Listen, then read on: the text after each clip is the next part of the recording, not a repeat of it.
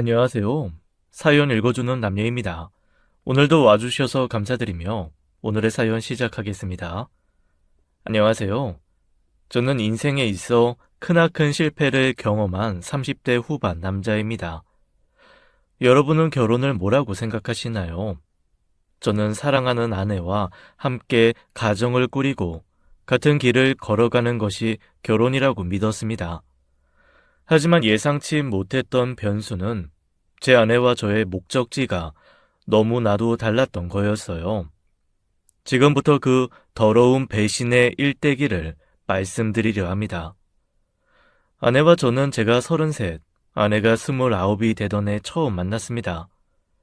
회사에서 매일 책상 앞에 앉아 있으니 온몸이 찌뿌둥해서 헬스장에 갔던 게 화근이었어요. 그날 저는 상담을 하다가 계획에도 없던 필라테스를 50회나 등록하고 말았죠. 필라테스 강사였던 아내가 머리부터 발끝까지 그린 듯한 제 이상형이었거든요. 저는 부단한 노력 끝에 아내와 연애를 시작했고 1년이 채 되지 않아 청혼까지 성공했어요. 아내와의 결혼 생활은 너무나도 행복했습니다. 주말이면 TV에 나오는 육아 예능을 보면서 이런 대화를 나누곤 했죠. 여보, 쟤 진짜 너무 귀엽다. 3살밖에 안 됐는데 어쩜 저렇게 운동신경이 좋을까? 아빠가 운동선수라서 그런가 봐. 유전이라는 게 참 신기해. 그치? 그러게, 너무 귀엽다. 나중에 우리 아들도 당신 닮으면 착하고 똑똑하려나? 그치. 우리 수영이를 닮아야 팔다리가 쭉쭉 길 텐데. 제발, 엄마 닮게 해주세요. 아이가 너무 귀엽다며 감탄을 연발하는 아내의 고운 옆모습이 새삼 예뻐 보였습니다. 그러면서 아내를 닮은 딸아이를 손에 잡고 유치원에 데려다주는 행복한 나날을 상상했죠. 그런데 막상 저희 부부에게는 결혼한 지 4년 차가 다 되도록 아이가 생기지 않았습니다. 처음에는 그냥 때가 안 된 거겠지. 좀 더 여유를 가지면 된다고 생각했어요. 하지만 제 나이가 30 중반을 넘어가면서 저희 부모님께서 슬슬 압박을 주시더라고요. 얘 성현아, 새아가한테 좋은 소식은 없니? 소식은 아직 없어요. 그래도 걱정 마세요. 수영이랑 잘 지내고 있어요. 그래, 니들 둘 다 젊고 건강한데 대체 왜 아이가 안 들어서는지 뭔.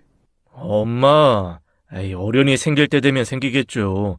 요새는 결혼하고 5년까지도 신혼이라고 하던데요. 4년이면 아직 한참이잖아요. 이참에 여행도 다니고 결혼 생활이나 좀 더 즐기려고요. 그래도 성현이 네가 조카들을 얼마나 끔찍하게 좋아하니? 네 새끼 낳으면 조카들보다 배로 예뻐. 그러니까 얼른 어떻게든 잘 해봐라, 응? 어머니 말대로 저는 정말 아이를 좋아하는 사람이었습니다.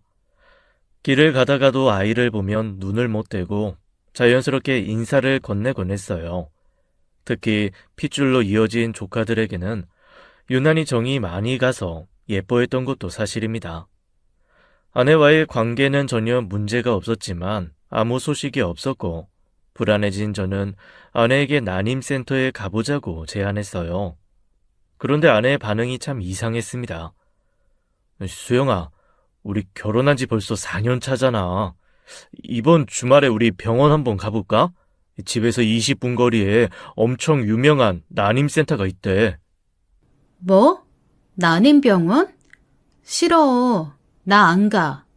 어? 아유, 아직 들어보지도 않고 안 간다고? 그러지 말고. 아니, 안 들어봐도 돼. 애 안 생긴다고 무슨 병원까지 가야 돼? 생길 때 되면 어련히 생기겠지. 그냥 자연스럽게 기다리면 되는 거 아니야? 우리 사이에 전혀 문제가 없는데 4년 동안이나 안 생기는 거면 뭔가 이유가 있을 것 같아서 그래. 그렇게 싫어? 정말 싫어. 거기는 사방에 온통 아기 가지고 싶은 사람들이잖아. 우리는 당장 급한 것도 아닌데 지금 꼭 가야 돼? 수영아, 너무 어렵게 생각하지 말고 건강검진 한다고 생각하고 한번 가보자는 거야. 너 매번 생리 날짜마다 배 아파서 엄청 고생하잖아, 어?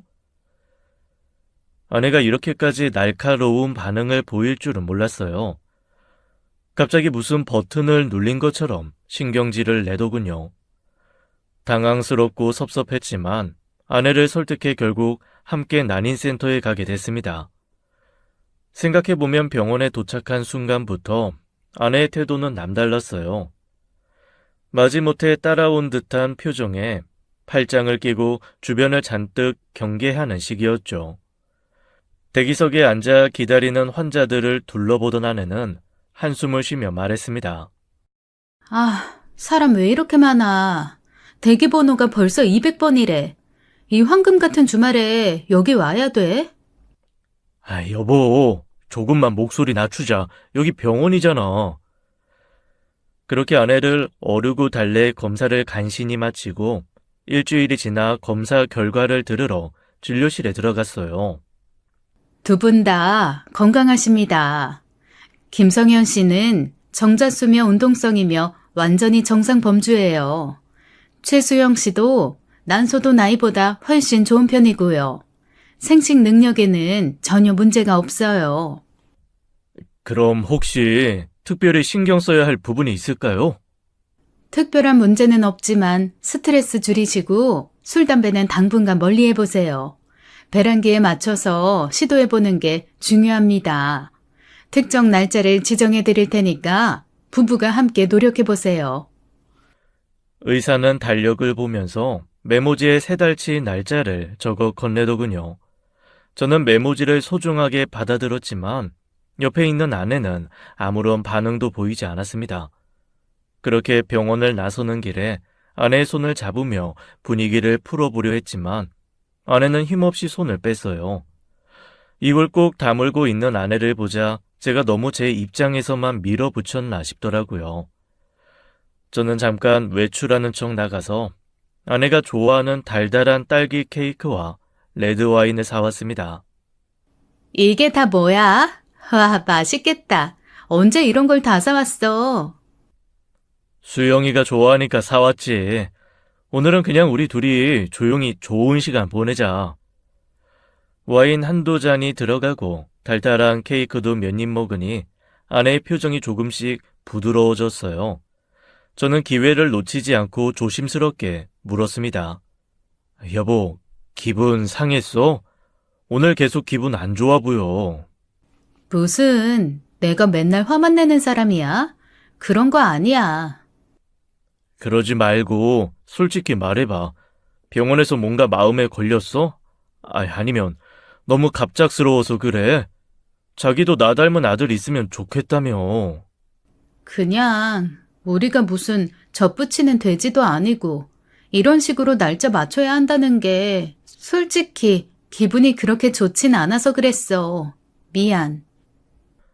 순간 아내의 말에 머리가 띵해졌습니다. 젖붙이는 돼지라뇨.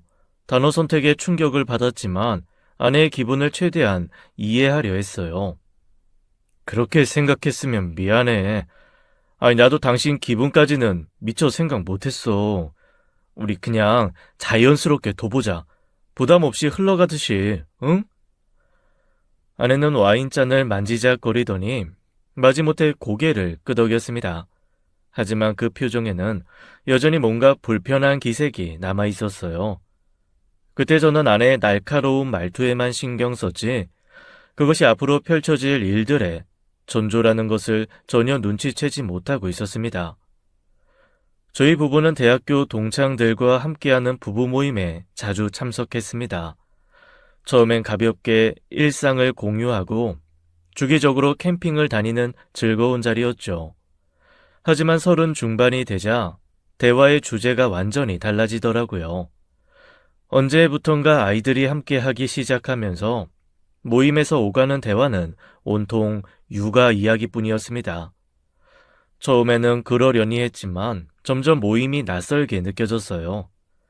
대화의 흐름 속에서 자연스럽게 소외되는 기분이라 할까요? 그럴 때마다 누나네 조카들한테 더 마음이 가더라고요. 명절에 아이들이 좋아할 선물을 사러 장난감 코너를 돌아보고 있는데 아내가 갑자기 짜증을 내더군요. 여보, 이번 달에 당신 춥다고 벌벌 떨어서 보일러 엄청 틀었잖아.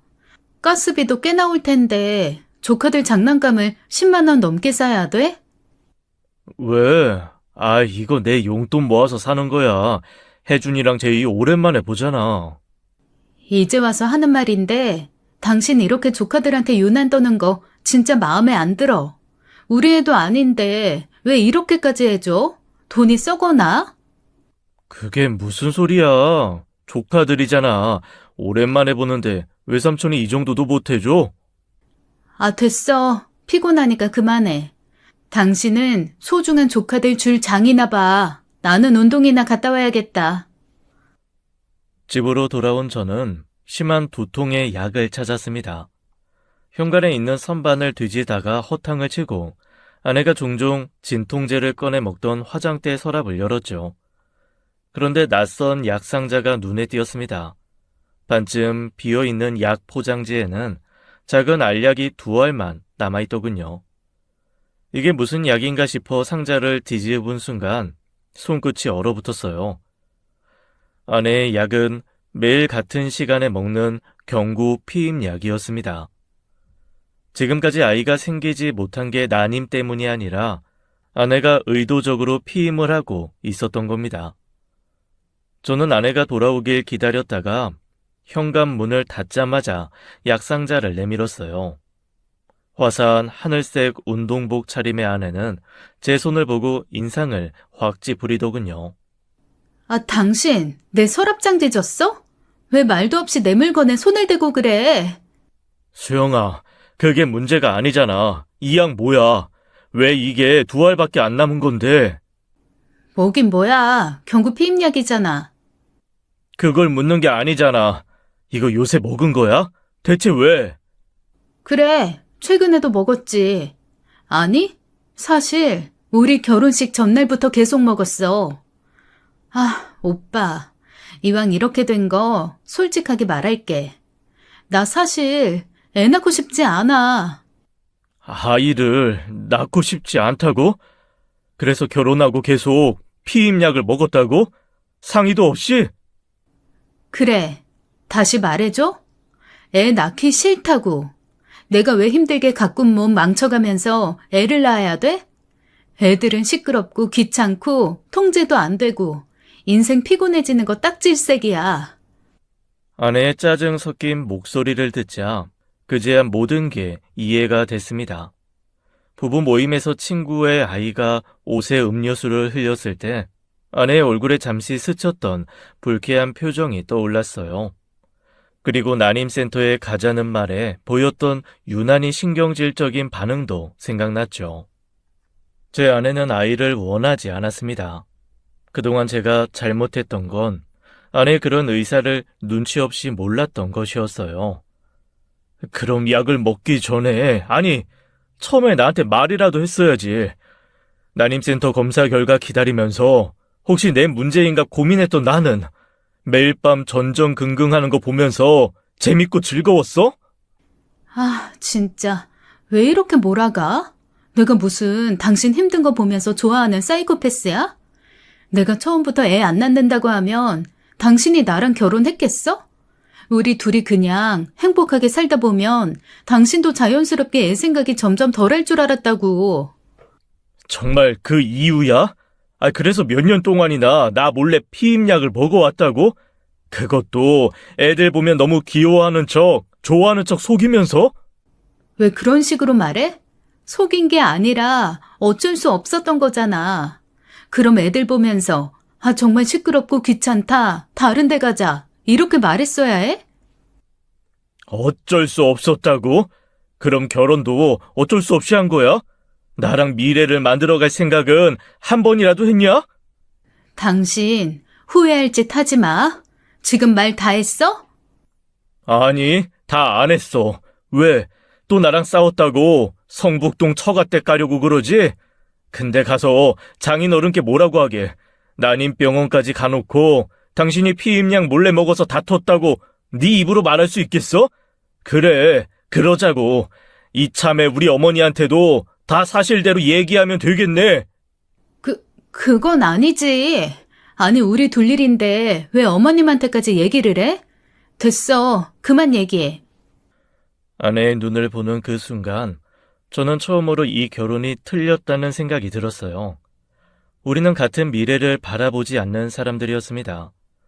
말문이 막히자 캐리어에 닥치는 대로 짐을 챙긴 아내는 말도 없이 집을 나갔습니다. 서로 연락 한 통 없이 시간이 흘렀고 주말 아침 장모님에게서 전화가 걸려왔어요. 김서방, 수영이가 금요일부터 우리 집에 있네. 속이 얼마나 상했으면 친정까지 왔겠나.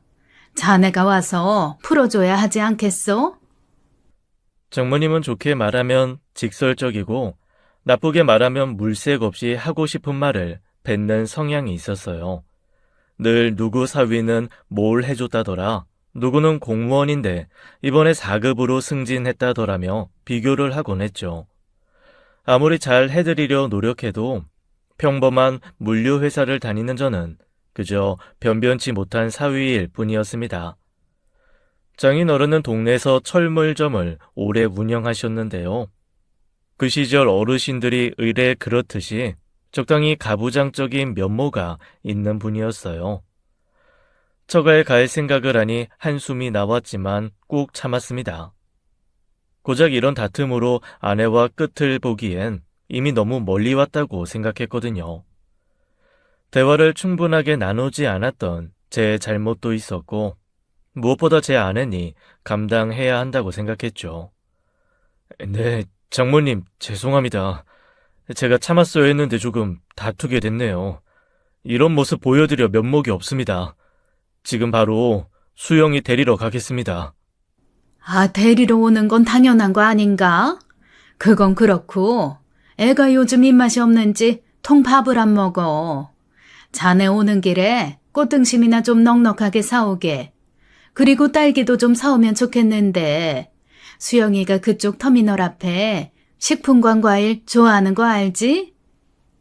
아내의 요구가 아닌 게 분명했지만 저는 백화점에 들러 장을 보고 처가로 향했습니다. 처가에 도착하자마자 아내는 힐끔 제 얼굴을 보더니 아무 말 없이 고개를 돌리더군요. 장모님은 제가 들고 온 종이백을 낚아채며 불만스럽다는 듯 혀를 찼습니다. 이거 원 사람이 넷인데 꽃등심을 고작 이거 사왔어? 이렇게 배포가 작으니까 수영이가 답답해서 뿔이 나지 않나? 바로 드실 줄 알았으면 한 근 더 끊어올 걸 그랬네요. 대신 좋은 걸로다가 잘 골라왔어요.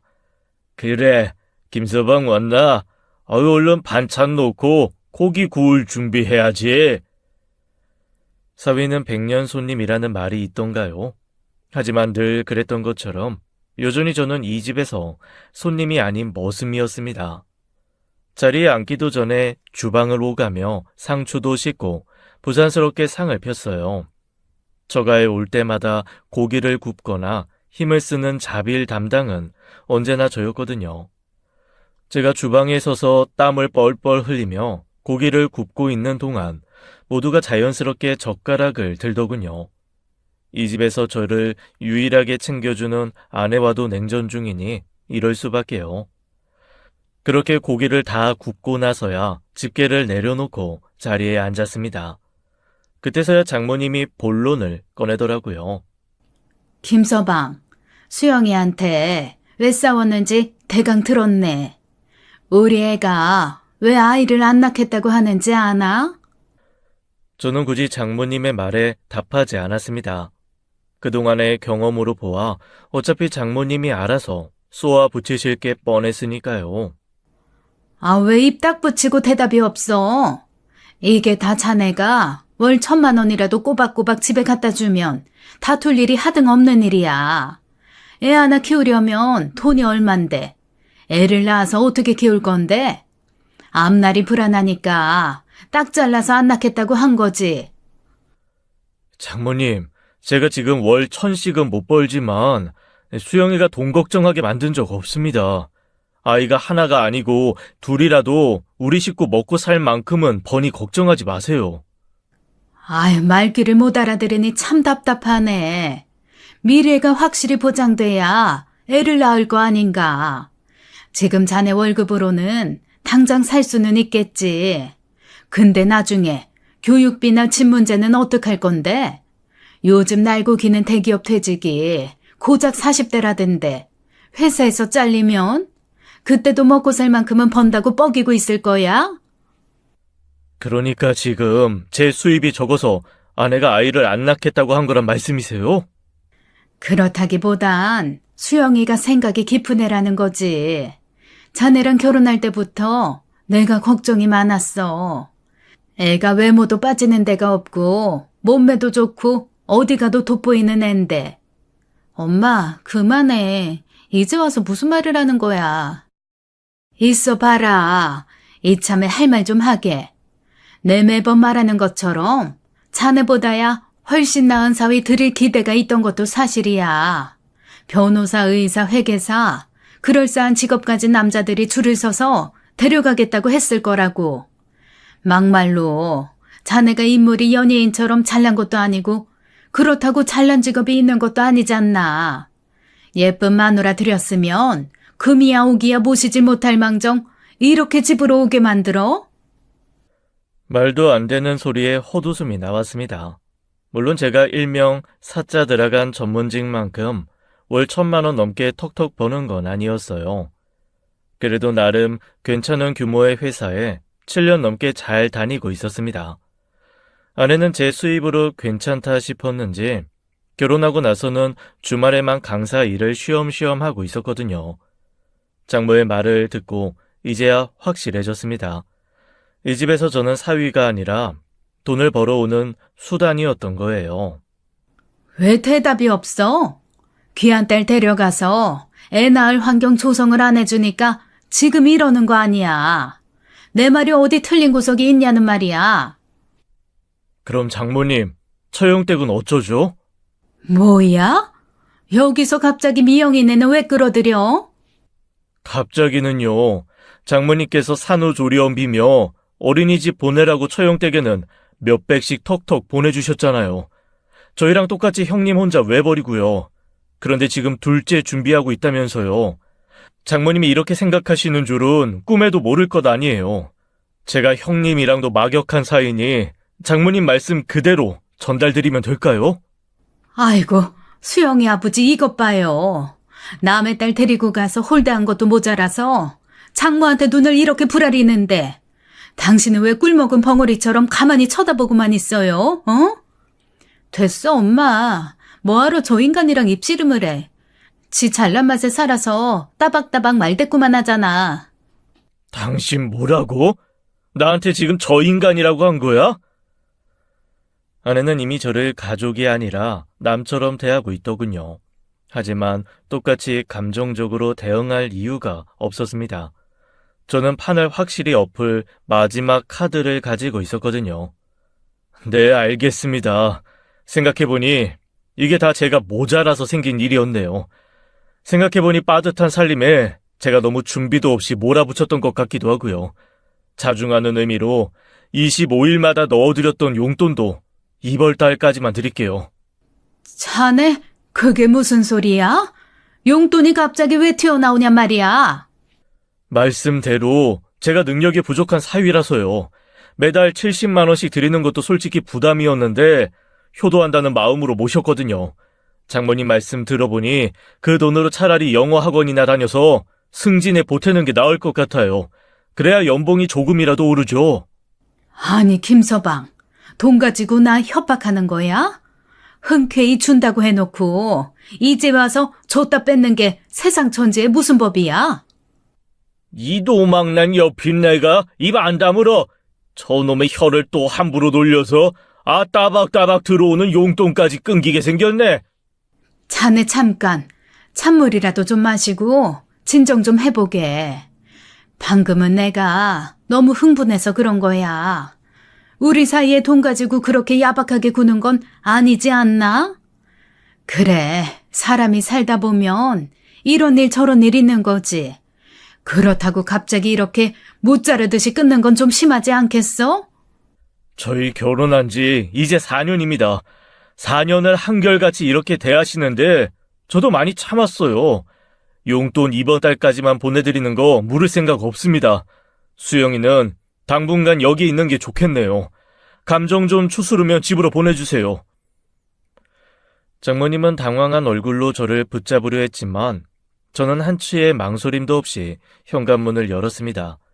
저는 그 순간에도 바보같이 기대를 했던 것 같아요. 아내가 마지막 순간이라도 나를 붙잡지 않을까, 미안하다고 하지 않을까 하는 헛된 희망이었죠. 하지만 아내는 끝까지 움직이지 않고 저를 쏘아보더군요. 그게 아내의 생각이며 대답이었어요. 저는 조용히 문을 닫고 그 집을 나왔습니다. 그렇게 새벽에 홀로 일어나 출근 준비를 하던 중 전화벨이 요란하게 울렸습니다. 아내로부터 온 전화였죠. 저는 심호흡을 크게 쉬고 전화를 받았습니다. 당신 진짜 제정신이야? 어제 우리 엄마한테 무슨 짓을 한 거야? 아침부터 왜 소리를 질러? 무슨 짓이라니? 모르는 척 하지 마. 우리 엄마한테 바락바락 대들었잖아. 엄마가 많이 화가 나셔서 달래느라 애먹었어.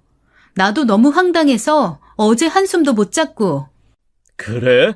그럼 장모님이 내 수입 가지고 뭐라 하는 건 괜찮고 나는 반박하면 안 되는 거야? 아니, 그게 아니라 당신 태도가 글러먹었잖아. 어른이 말씀하시면 그냥 듣고 넘어갈 수도 있는 거 아니야? 엄마도 화났고 나도 기분 나빴다고. 그래서 말하는 거야. 그래서 뭐? 장모님한테 가서 다시 사과라도 하라고? 됐어. 사과 받을 생각도 없고 지금은 당신 얼굴 보기도 싫어. 당분간 집에 안 갈 거니까 그렇게 알아. 그렇게 전화를 끊은 아내는 그날도 그 다음 날도 집으로 돌아오지 않았습니다. 그날 이후로 저는 술을 마시지 않으면 잠들 수 없었어요. 머릿속이 너무 복잡해서 술이 없으면 도저히 견딜 수 없었거든요. 나흘이나 지났을까요? 거실 소파에 앉아 소주 뚜껑을 열면서 문득 생각했습니다. 행복한 미래를 꿈꿨던 결혼 생활이었는데 대체 어디서부터 어긋났던 걸까 곰곰이 생각해봤죠. 아내를 닮은 아이를 갖고 싶다는 평범한 바람이 그저 욕심이었나 싶어 너무 씁쓸하고 괴로웠습니다. 그렇게 아내가 집을 나간 지 일주일째 되던 주말이었습니다. 숙취로 지끈거리는 머리를 부여잡고 물을 마시려는데 휴대폰이 짧게 울리더군요.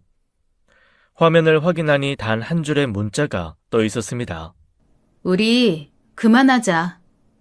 순간 손끝이며 발끝이 기분 나쁘게 저릿해졌어요.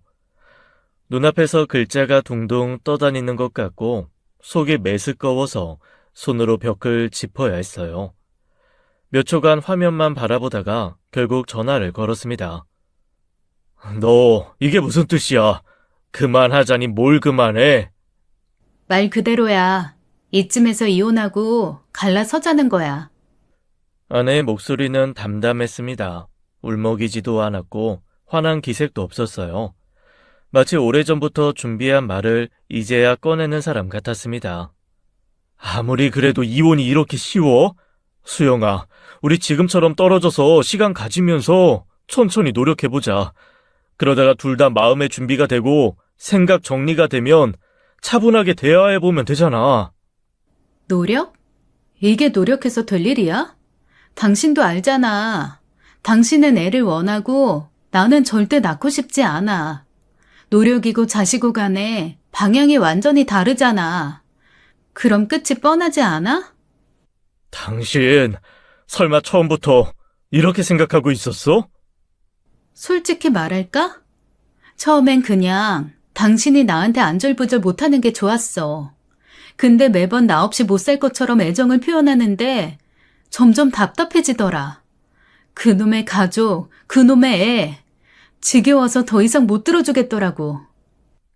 왜 말을 안 했어? 처음부터 아이 낳기 싫다고 말했으면 나도 이런저런 시도를 안 했겠지.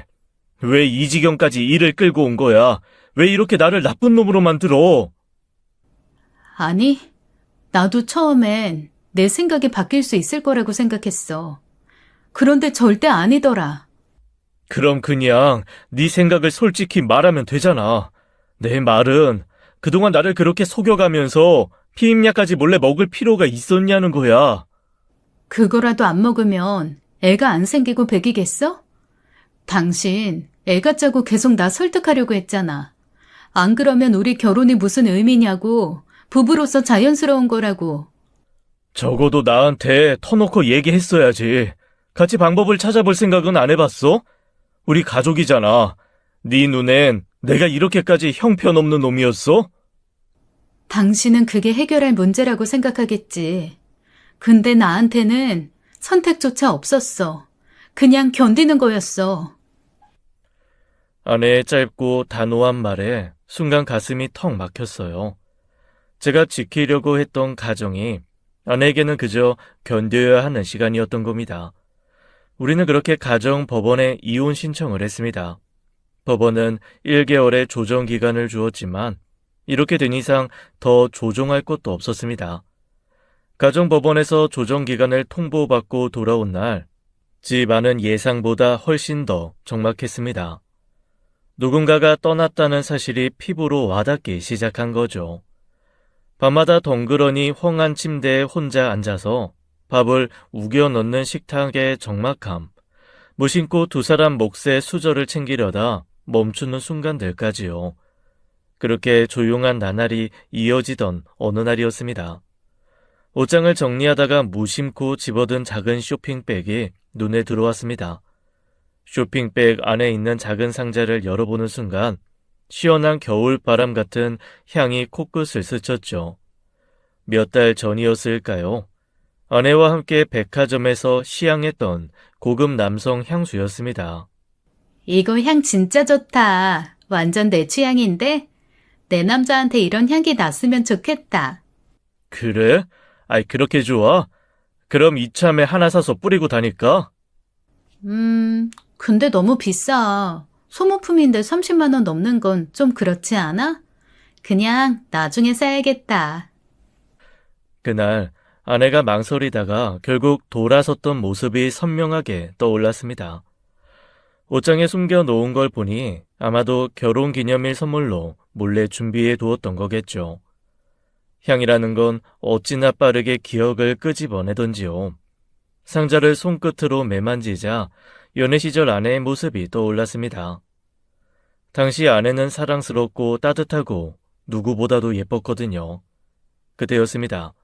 현관 초인종이 울려 문을 열자 한동안 보지 못했던 아내가 서 있었습니다. 눈은 퉁퉁 부어 있었고 손에는 구겨진 휴지 뭉치가 쥐어져 있었어요. 이렇게 아침 일찍 무슨 일이야? 당신 울어? 여보, 나 이혼 못하겠어. 당신 없이 못 살겠어. 내가 잘못했어. 제발 우리 다시 시작하면 안 될까? 일단 들어와. 다른 집 사람들 다 깨겠어. 다시는 안 볼 사람처럼 굴더니 갑자기 왜 이래? 그냥 떨어져 있어 보니까 너무 잘 알겠어. 나 당신이랑 같이 있고 싶어. 그리고 우리 준비해서 아이도 갖자, 어? 사람의 결심은 얼마나 흔들리기 쉬운가요? 아내가 흐느끼는 모습을 보자 너무나도 애처로웠습니다. 그러면서도 아이를 갖고 싶다는 말을 듣는 순간 머릿속이 복잡해졌어요. 며칠 전까지만 해도 아이가 싫다고 진저리를 치던 사람이 갑자기 이렇게 손바닥 뒤집듯이 아이를 원한다고요? 수영아, 너 갑자기 왜 그래? 진심이야? 진심이야. 당신 닮은 아이 낳으면 다시 날 사랑하지 않을까 싶어서. 그 순간 심장이 덜컥 내려앉았습니다. 아내는 아이를 원해서가 아니라 나를 붙잡기 위해 아이를 낳겠다고 했던 거였습니다. 그럼에도 불구하고 제 안에서 무수한 감정이 피어올랐습니다. 저는 결국 아내를 꼭 끌어안고 받아주고야 말았어요. 그렇게 한 달 만에 본 아내는 어딘가 달라 보였습니다. 평소라면 다이어트 중이라며 샐러드만 고집했을 사람이 웬일인지 해물찜을 먹으러 가자고 했습니다. 웬일이야, 당신? 이렇게 맵고 짠 음식 싫어하잖아. 무슨 바람이 불었어? 아니야, 나 이제 맵고 짠 음식도 잘 먹어. 그리고 생각해보니까 내가 너무 이기적이었던 것 같아. 이젠 정말로 당신이 좋아하는 걸 해보고 싶어. 그 말이 묘하게 마음을 흔들었습니다. 식당에 도착하자 아내는 주차하는 동안 먼저 들어가 주문을 해 놓겠다며 차에서 내렸습니다. 저는 아내의 뒷모습을 보면서 문득 연애 시절을 떠올렸어요. 다른 부부도 다 싸우면서 사는 거니까 우리도 이번 기회에 맞춰가면 되지 않을까. 서로 노력하면 다시 예전처럼 돌아갈 수도 있지 않을까. 그런 기대가 스며들었죠. 그렇게 생각하며 다시 식당 안으로 들어선 순간이었습니다. 식당 사장님이 아내와 익숙하게 수다를 떨고 있더군요. 사장님, 해물찜 중짜 주시고요. 콩나물 많이 넣어주세요. 아, 미더덕이랑 새우 추가되죠? 그럼 우리 가게 단골 손님인데 다 해줘야지. 근데 오늘은 웬일로 혼자 왔어? 맨날 근사한 남자친구랑 같이 오더니. 여보, 아니 나 주차하고 왔는데 지금 이게 무슨 말이야? 어머, 아니다. 내가 실수했나 보네. 손님이 하도 많이 오다 보니까 헷갈린다니까. 조금만 기다려요. 아주 맛있게 해줄 테니. 주인 아주머니는 어색하게 웃으며 주방으로 황급히 몸을 피했어요. 하지만 이미 제 머릿속엔 그 말이 깊숙이 박혀버린 뒤였습니다. 제가 가만히 아내를 바라보자 아내는 웃으며 스마트폰을 꺼내 들더군요. 아, 자기야. 설마 지금 오해하는 거 아니지? 진짜 웃긴다. 우리 헬스장 오후타임 트레이너 있잖아. 재훈쌤이랑 지영쌤이랑 셋이서 워낙 친하니까 아주머니가 남자친구라고 헷갈리신 거겠지. 휴대폰 화면에는 저도 몇 번 마주친 헬스장 트레이너와 필라테스 강사, 그리고 아내가 함께 찍은 사진이 있었어요. 모두 편한 차림으로 음식 앞에 앉아서 부위를 그리고 있더군요. 아내가 자랑하던 해물찜은 분명 맛있었지만 이상하게 입으로 들어가는지 코로 들어가는지 정신이 없더라고요. 그날 밤 아내는 아무렇지도 않게 제 옆에서 잠들었습니다. 아내의 규칙적인 숨소리가 들려오는 동안에도 도무지 잠이 오지 않았어요. 그때 문득 옷장 속 향수 상자가 떠올랐습니다. 결혼 기념일이 이틀이나 지났는데도 아내는 아직 그 향수를 제게 주지 않았거든요. 저는 아내가 잠든 걸 확인하고 조심스럽게 침대를 빠져나와 옷장을 열었습니다. 그리고 옷장에 있던 향수 상자는 흔적도 없이 사라져 있었어요. 아내가 산 향수의 주인은 제가 아니었던 겁니다. 다음 날 아침 출근 준비를 하면서도 향수가 머릿속에서 떠나지 않더라고요. 결국 참다 못해 아무렇지 않은 척 말을 꺼냈습니다. 아, 맞다. 옷장에 우리 같이 봤던 향수 있었던 것 같은데 어제 보니까 다시 없어졌던데? 내 거야? 어? 그거? 당신 주려고 샀다가 아무래도 너무 비싼 것 같아서 환불했어. 대신 상품권으로 주려고 했는데 성의 없어서 별로야? 근데 그걸 또 언제 봤대? 아내는 정말로 서랍에서 상품권을 꺼내 내밀더군요. 아내의 아무렇지도 않은 태도에 순간 멋쩍어졌어요. 무슨 이상한 의심을 했던 건지 스스로가 우스워지는 기분이었어요.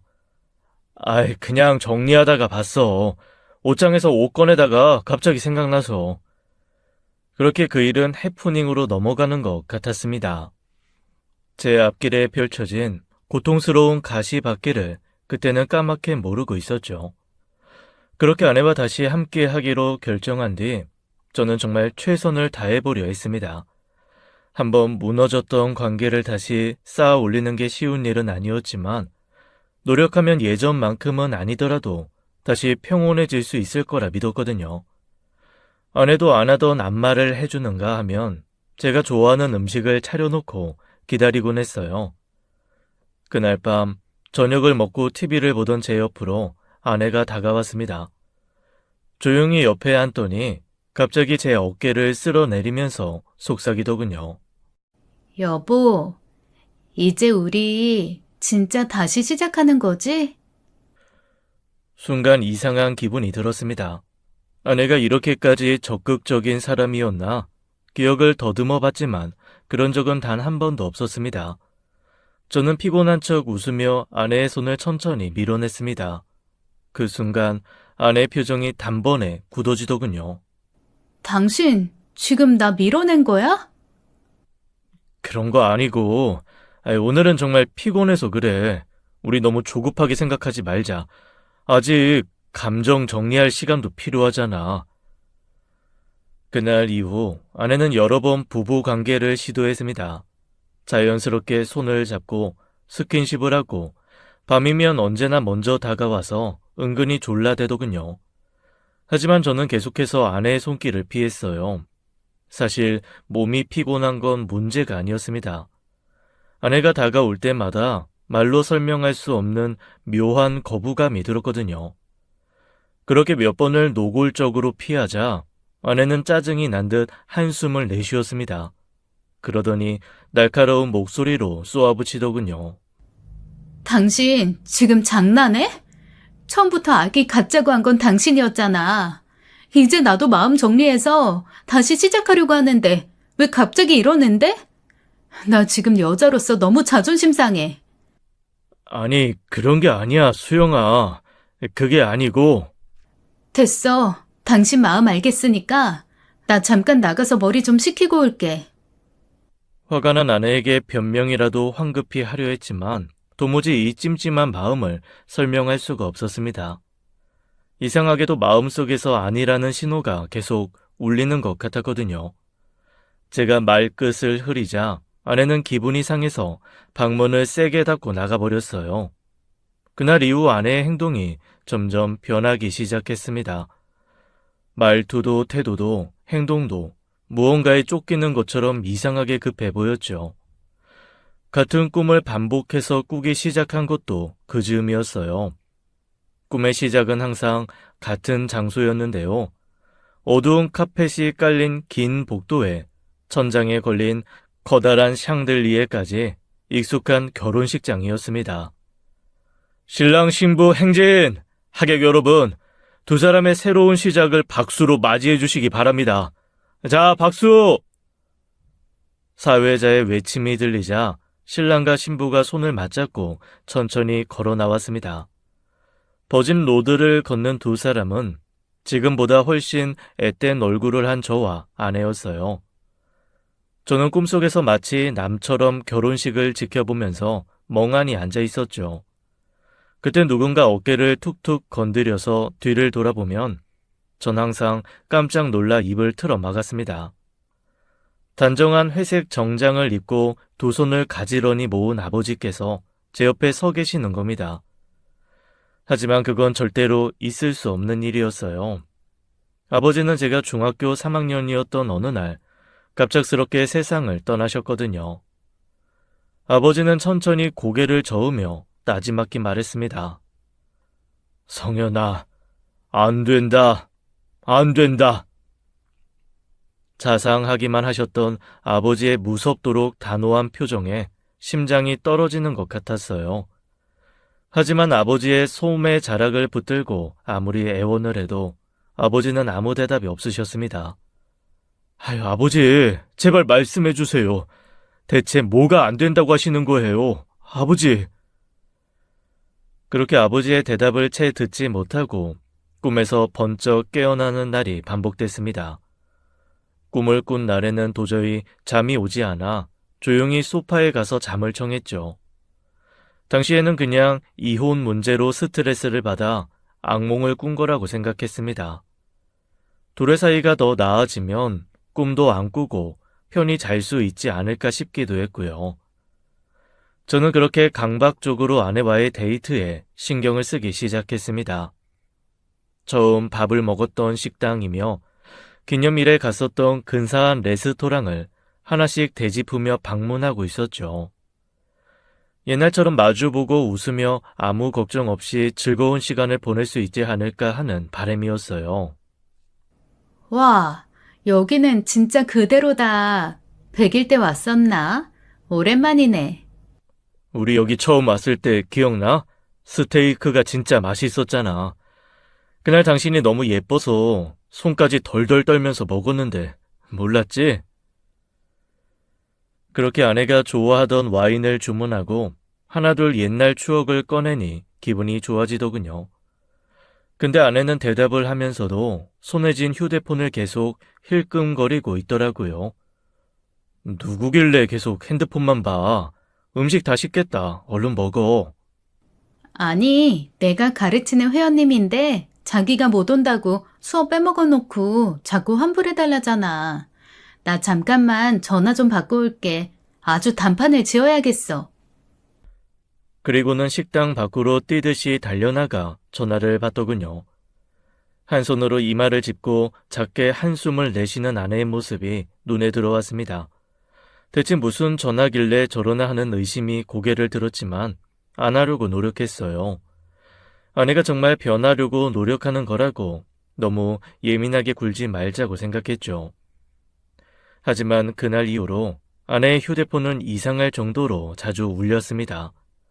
같이 영화를 볼 때, 밥을 먹을 때, 심지어 잠들기 직전에도 문자에 전화에 메신저까지 사람 미치게 울리더군요. 보통이라면 밝게 전화를 받던 아내가 그 즈음에는 휴대폰을 내려다 보다가 조용히 화면을 닫아버리곤 했습니다. 왜 안 받아? 계속 울리는 것 같은데 급한 전화 아니야? 응, 그때 그 진상회원. 환불은 안 된다니까 대신 자기 개인 운동 피드백이라도 해달라네. 이렇게 나오는데 안 해줄 수도 없고 진짜 스트레스다. 그렇게 말하면서도 아내는 계속해서 휴대폰을 손에서 놓지 않았어요. 그리고 그날 밤 아내와 저는 언제나처럼 나란히 침대에 누웠습니다. 저는 아내에게서 몸을 돌려 등을 보인 채 숨을 고르며 조용히 자는 척을 했죠. 그렇게 1시간쯤 지났을까요? 아내는 조용히 침대를 빠져나가 집을 나갔습니다. 겁이 나서 아내에게 묻지도 못하면서도 대체 누구를 만나고 있을지 계속 상상하는 제 자신이 끔찍하게 싫었어요. 새벽이 되어서야 아내가 돌아왔습니다. 아내가 안방 문을 다시 여는 순간 방 안으로 스며든 겨울밤의 냄새가 너무나도 낯설더군요. 눈을 질끈 감고 있었지만 착잡한 생각에 도저히 잠이 오지 않았어요. 그날 밤 저는 단 한순간도 잠들지 못하고 눈을 감은 채로 밤을 지새웠습니다. 그렇게 다음날 아침이 밝았습니다. 당신 요즘 무슨 일 있지? 자꾸 휴대폰 보면서 한숨만 쉬잖아. 나한테도 말해주면 안 될까? 우리 부부잖아. 아니, 옆 건물에 필라테스 샵이 들어오는데 오픈 기념으로 할인을 엄청 해준대. 기구며 시설이며 다 비싼 걸로만 들였다는데 거기로 회원들 다 뺏길까봐 걱정되나 봐. 관장님이 강사들한테 커리큘럼 다시 짜라고 엄청 난리네. 그래? 아이, 그래도 주말이며 밤까지 전화하는 건 좀 아니지 않아? 여보, 너무 힘들면 센터를 옮겨보는 건 어때? 아니면 잠깐 쉬어도 돼. 아니야, 일개 직원인데 하라면 그냥 해야지 어쩌겠어. 그건 그렇고 오늘 밤에 수업 끝나면 데리러 올 거지? 우리 오랜만에 상수의 피자집 가자. 당신 거기 진짜 좋아하잖아. 그래, 끝나면 전화해. 데리러 갈게. 그날 밤 저는 아내를 데리러 가면서 옆 건물을 유심히 봤어요. 정말 필라테스 샵이 새로 생겼는지 확인하고 싶었거든요. 외벽에 크게 걸린 오픈 할인 현수막을 보는 순간 긴장이 탁 풀리며 지금 뭐 하는 거지 싶더라고요. 이런 것까지 확인해야 안심하는 스스로가 한심했습니다.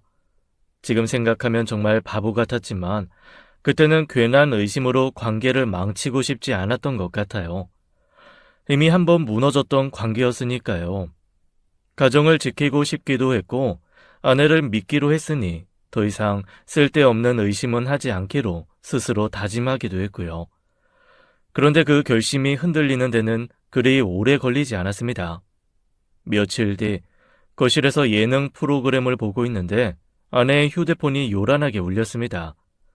아내는 화면을 확인하더니 아무렇지 않은 표정으로 전화를 끊었습니다. 관장님 전화라며 안 받아도 돼? 주말까지 진짜 너무하네. 아니야, 스팸인가 봐. 번호가 어디 유출됐는지 여론조사 전화가 미친 듯이 오네. 오빠, 저거 봐. 진짜 웃기다. 그치? 그렇게 시간이 30분쯤 흘렀을까요? 아내가 갑자기 자리에서 일어나더니 서둘러 외투를 걸쳤습니다. 여보, 나 저녁거리 장 좀 봐와야겠다. 새벽 배송 시킨다는 걸 깜빡했네. 당신 좋아하는 불고기거리 좀 사올게. 이 시간에? 아이, 당신 힘들잖아. 나 배도 별로 안 고파. 이따가 시켜 먹든가 하자. 아니야, 양파도 그렇고 똑 떨어져서 그래. 나 혼자 얼른 후루룩 다녀올게. 그 말을 듣는 순간 어딘가 단단히 잘못됐다는 생각이 문득 들었습니다. 평소라면 편의점에서 과자 하나 살 때도 귀찮다며 같이 가자던 사람이 이 늦은 밤에 혼자 장을 보러 나가겠다는 게 영 이상했거든요. 현관문 너머로 아내의 발소리가 멀어지는 소리가 들리자 저는 조용히 배까지 세웠습니다. 그리고 소리 없이 문을 열고 1층으로 향했죠. 공동 현관을 지나 주위를 둘러보자 아내는 외투 앞섭을 여미며 빠른 걸음으로 단지를 가로질러 가고 있어서요. 저는 발소리를 죽이며 뒤따라갔습니다. 아파트 옆 단지의 작은 놀이터, 가로등 불빛이 희미하게 깔린 정자 아래에 아내가 서 있더군요. 그때 저 멀리서 키가 큰 남자가 다가오더니 자연스럽게 옆자리에 앉았습니다. 단순히 지인일 수도 있겠다고 생각했지만 다음 순간 들려온 아내의 목소리가 그 가능성을 단번에 지워버렸어요. 야, 박재훈, 너 미쳤어? 우리 완전히 끝났잖아. 여기까지 찾아오면 어쩌자는 거야? 수영아, 나도 답답해서 그래. 네가 센터도 말없이 그만두고 자꾸 내 연락을 피하잖아. 돌아버리기 직전인데 집이건 어디건 안 쫓아오게 생겼냐고. 익숙한 중저음을 듣는 순간 온몸에 피가 차게 식는 것 같았습니다. 그 남자는 아내가 일하는 센터의 헬스 트레이너였어요. 남자의 이름은 박재훈. 아내를 데리러 가면 항상 싹싹하게 인사를 건넸었죠. 등줄기에 소름을 돋게 만드는 차가운 겨울바람이 나뭇가지를 흔들며 지나갔습니다. 그 정막을 깨는 건 아내의 까칠한 목소리였어요. 제발 목소리 낮춰서 조용히 좀 말해. 이 단지에 보는 눈이 얼마나 많은데. 대체 왜 온 거야? 아니 너 그렇게 도망치듯이 그만두고 바로였나? 내가 최근에 너무 재밌는 얘기를 들었거든. 이대로 끝낼 수가 없겠더라고. 내가 누구 때문에 그만뒀는데 그깟 얘기나 하려고 여기까지 온 거야? 야, 이 나쁜 자식아. 이혼하면 네가 다 책임진다고 살살 꼬시다가 갑자기 내뺀 게 누군데. 내가 그렇게 울고불고 붙잡아도 마음이 식었다느니 여기까지라느니 손 긋다가 이제 와서 왜 또 이러냐고. 아이고, 우리 수영이 많이 억울했어요. 미안. 그땐 내가 이걸 몰라서 그랬지. 대체 뭘 몰랐다는 거야? 알아듣게 좀 얘기해. 아니, 네가 이혼까지 생각할 줄은 몰랐다고. 그냥 남편이랑 지겹다고 해서 적당히 만나준 건데 점점 깊어지는 것 같아서 무서웠거든. 뭐? 이 나쁜 새끼. 지금 고작 그 말하려고 여기까지 찾아온 거야? 너 돌았어? 아무리 생각해도 돌았던 게 분명한 것 같아. 나 너랑 만날 때 진짜 머리에 총 맞았었나 봐. 결혼도 안 한 어린 여자들, 몸매 좋은 애들이 널렸는데 굳이 유부녀? 아니지, 이혼녀를 평생 책임져야 된다고? 그게 뭔 형벌이 아니면 뭐냐? 나처럼 그냥 가볍게 즐기는 줄 알았는데 덜컥 이혼하겠다고 하니까 황당하더라고.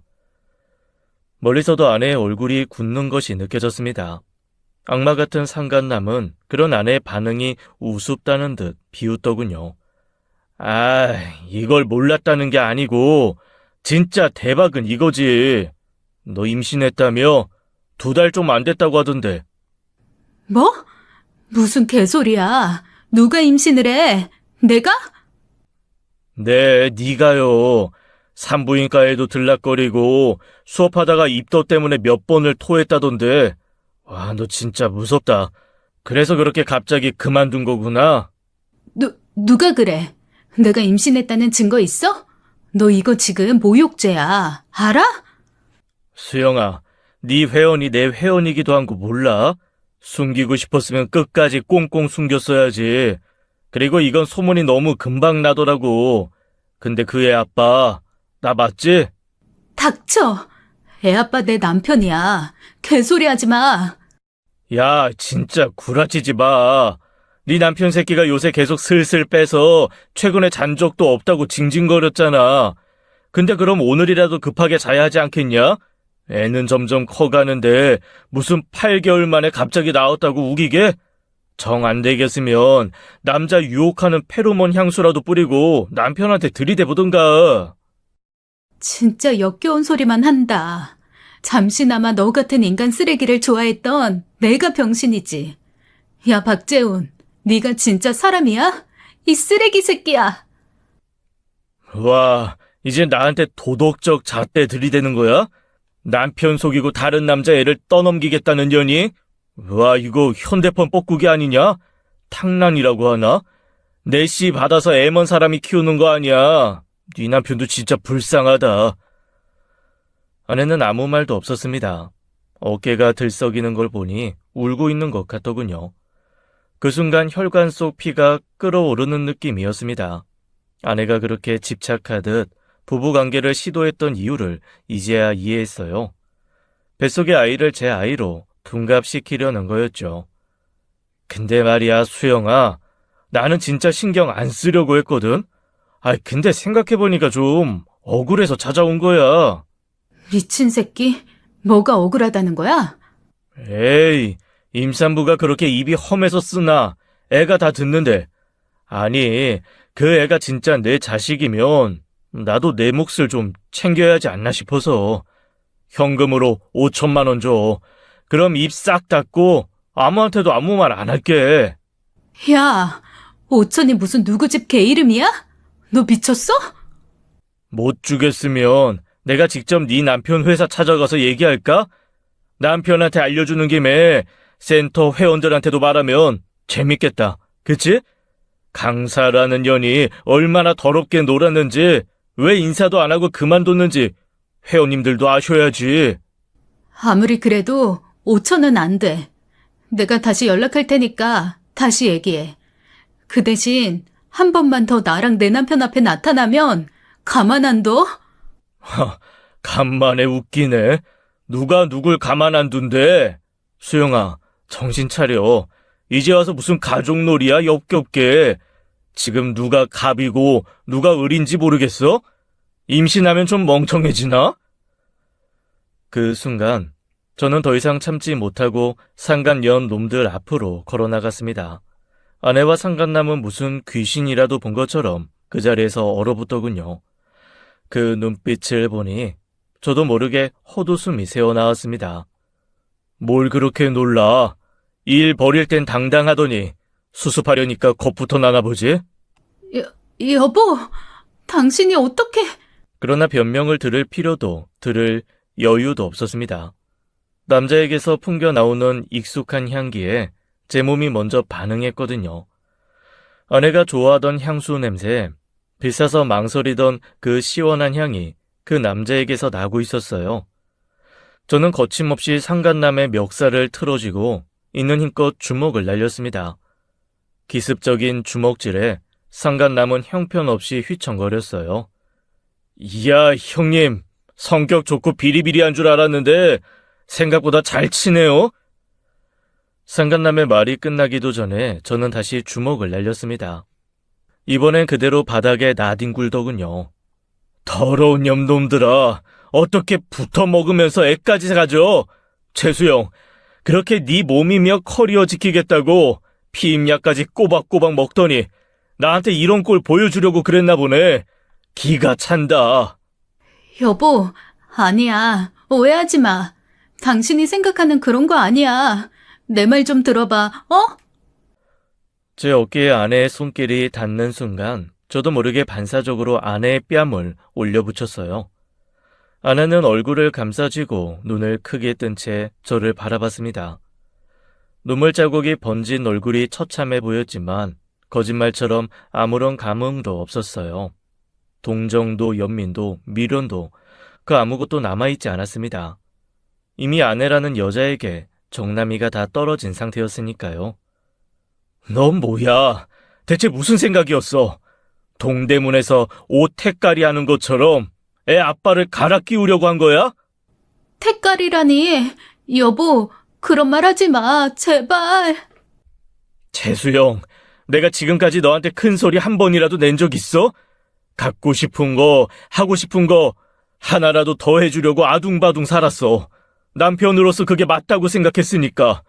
근데 넌 네 눈짓 하나, 손짓 하나에 안절부절 못하니까 내가 만만했지?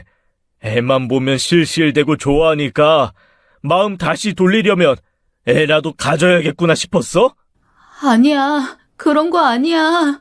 내 말 좀 들어봐. 오늘 내가 안 나와봤으면 너는 어떻게든 나랑 잤을 거고 나는 내 애라고 믿으면서 울고 웃으면서 소중하게 길러서 대학 등록금에 결혼 자금까지 대줬겠지. 어디서 그런 역겨운 발상이 나왔어? 여보, 제발. 내가 진짜 미쳤었나 봐. 쟤랑은 그냥 잠깐 만난 거야. 임신까지 할 줄은 진짜 몰랐다고. 여보, 한 번만 기회를 줘. 당신 아기 좋아하잖아. 그냥 이대로 낳아서 잘 키우면 안 될까? 내가 평생 잘할게, 어? 아내는 눈물을 흘리면서도 필사적으로 제 손을 붙잡았습니다. 손끝에 닿은 아내의 온기가 이제는 더럽게만 느껴져서 거칠게 손을 뿌리쳤어요. 야, 넌 뭐 드라마 찍냐? 말도 안 되는 소리를 하고 있어. 네가 무슨 짓을 했는지는 네 부모 앞에서 낱낱이 밝힐 거야. 그리고 니들 더러운 대화는 처음부터 끝까지 녹음했으니 질질 짤 시간에 소송 준비나 해. 그게 너랑 살았던 마지막 정이고 내가 할 수 있는 마지막 도리야. 아내는 바닥에 털썩 주저앉아 흐느꼈습니다. 저는 단 한 채의 미련도 남기지 않은 채 곧장 처가로 향했습니다. 이제 모든 걸 끝내야 할 순간이었으니까요. 현관문을 두드리자 아무것도 모르는 장모가 불쾌한 표정으로 나오더군요. 자네가 여긴 어쩐 일인가? 연락도 없이 불쑥 찾아오고. 장모의 말을 무시하고 인사도 없이 거실로 들어섰습니다. 거실 소파에 앉아 신문을 읽던 장인은 분위기가 뭔가 심상치 않았는지 저를 곁눈질로 쳐다보더군요. 저는 그대로 휴대폰을 꺼내 거실에 있던 블루투스 스피커에 연결했어요. 볼륨을 최대로 높이자 스피커에서 아내와 상간남의 목소리가 울려 퍼졌습니다. 야, 박재훈, 너 미쳤어? 우리 완전히 끝났잖아. 여기까지 찾아오면 어쩌자는 거야? 너 임신했다며? 2달 좀 안 됐다고 하던데 내시 받아서 애 먼 사람이 키우는 거 아니야? 네 남편도 진짜 불쌍하다. 녹음 파일은 정말 깨끗한 음질로 녹음되어 있더군요. 처음엔 의아한 표정이던 장인이며 장모의 얼굴이 점점 굳어갔습니다. 이게 대체 무슨 소리야? 아이 아무리 들어도 우리 수영이 목소리가 맞는데, 아이 그러면... 장인이 중얼거리며 저를 바라봤습니다. 그러더니 갑자기 손에 들고 있던 리모컨을 세게 내던지더군요. 리모컨은 거실 테이블을 강하게 치며 튕겨나갔습니다. 재수영! 아이 정신 나간 년 어디 있어? 이게 다 사실이야? 아니야, 아니겠지. 우리 수영이가 이럴 리가 없는데. 하지만 반박할 수 없는 증거가 거실 한가운데서 울려 퍼지고 있었습니다. 저는 천천히 자리에서 일어나 장인과 장모의 얼굴을 마주 보았어요. 들으셨죠? 저 당신네 딸이랑은 더 이상 못 삽니다. 상간소송, 이혼소송 둘 다 대형 로펌에 제대로 맡겨서 둘 다 벌받게 할 거고요. 소송 비용이 꽤 들 테니 형님한테 받든가 하세요. 형님 집에 돈 많이 퍼주셨잖아요. 이제 효도 좀 받으셔야죠. 이혼? 소송? 수영이한테 직접 들어보지도 않고 그렇게 막 결정할 일이야? 이런 건 어디서 난 거야? 이거 불법 녹음 아니야? 수영이한테 직접 들으실 필요 없습니다. 제가 직접 녹음했으니까요. 잘 아시네요. 동의 없는 녹음은 불법이죠. 근데 당신들 따님께서 무려 아파트 단지 놀이터에서 공공연하게 저렇게 소리를 지르는데 공공장소에서 녹음하는 건 불법 아닌 거 아시죠? 김서방, 자네 진짜 제정신이야? 연락도 없이 처가에 쳐들어와서 어디다 대고 법 우는이야? 아니요. 아쉽게도 제 정신은 너무 멀쩡합니다. 사생활 침해죄로 벌 받아야 되면 저도 달게 받겠습니다. 근데 수영이는 법정에서 제 변호사랑 이야기하게 될 겁니다. 그 말을 끝으로 저는 거실 한가운데서 깊이 허리를 숙여 큰 절을 올렸습니다. 그동안 성에 안 차는 사위 참느라 고생 많으셨고요. 앞으로 다시는 마주치는 일 없도록 하겠습니다. 뭐? 김서방, 이렇게 가면 어떡하나? 얘기는 마무리를 하고 가야지. 김서방! 그렇게 저는 로펌의 도움을 받아 소송에서 완벽하게 승소했습니다. 박재홍과 아내, 두 사람 모두 제가 각각 걸었던 상간소송에서 법의 심판을 피하지 못했죠. 아내는 소송장을 받던 날 제가 회사에 있던 시간에 집에 들어와 조용히 짐을 싸들고 나갔습니다. 그 이후로 처가 식구들은 물론 아내까지 단 한 번도 저에게 연락하지 않았어요. 위자료가 꽤 나왔지만 두 년놈들이 어떻게 지지고 볶든 이제는 제가 상관할 바가 아니었죠. 그런데 장소에서 느껴지는 추억이라는 건 참 기묘한 것이더군요. 아내와의 신혼집에 홀로 앉아있다 보면 가끔은 쓸데없는 장면들이 떠오르곤 했습니다. 크리스마스에 함께 꾸미던 트리, 생일에 몰래 준비했던 작은 이벤트, 여름날 빗속을 뛰어 아이스크림을 사러 가면서 낄낄대던 순간들까지. 하지만 결국 제가 그토록 믿고 함께 미래를 꿈꿨던 사람에게서 돌아온 건 거짓말과 기만, 그리고 상간남의 아이를 제 아이로 둔갑시키려던 배신이었습니다. 더 이상 이런 감정에 흔들리고 싶지 않은 저는 결국 이사를 결심했습니다. 어머니가 계시는 본가 근처로 돌아가 새로운 직장으로 이직하면서 완전히 새로운 삶을 시작하기로 했죠. 이삿짐을 싸다 문득 거울을 보니 예전보다 살이 조금 빠졌지만 표정은 더 단단해 보이더군요. 거울에 비치는 저를 마주하니 이제야 어렴풋이 알 것 같았습니다. 가정을 꾸린다는 건 서로를 믿고 험난한 길을 헤쳐나가는 과정이었어요. 그런데 저는 함께 뛸 사람을 잘못 골랐던 겁니다. 제 인생의 한 장이 완전히 끝났다는 걸 실감하며 저는 아내와의 추억까지 남김없이 버리고 나왔습니다.